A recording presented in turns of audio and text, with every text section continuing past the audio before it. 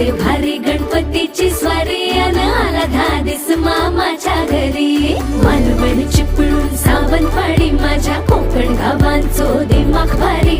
दिसते भारी गणपतीची स्वारी माझ्या